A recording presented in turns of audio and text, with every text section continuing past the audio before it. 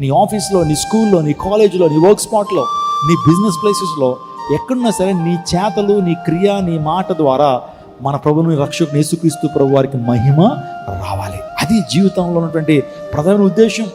ఎందుకు బతుకుతున్నాం అంటే తినడం కోసం బతుకుతున్నాం అని చెప్పకూడదు. బతుకుతున్నాం కాబట్టి మనం తినాలి. కొంతమంది సంపాదన కొరకే బతుకుతూ ఉంటారు.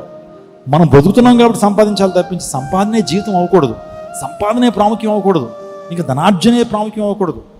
నిజంగా దేవుని లేఖనం చెప్తా ఉంది, ధనాపేక్ష సమస్తమైన కీడులకు మూలం. కానీ ఆ ధనాపేక్షే ధనం సంపాదించాలనే అపేక్ష ఏదైతే ఉందో అది మనల్ని కీడుకు నడిపిస్తుందని దేవుని లేఖనం సెలవిస్తూ ఉంది. కాబట్టి ఎందుకు మనం పిలువబడ్డామని ఆలోచన చేస్తున్నప్పుడు మనం పరిశుద్ధులుగా ఉండటం కొరకు పిలువబడ్డాము, యేసుక్రీస్తు ప్రభు వారిగా ఉండటానికి పిలువబడ్డాము, ఆయన సంకల్పము నెరవేర్చడం కొరకు మనం పిలువబడ్డాము.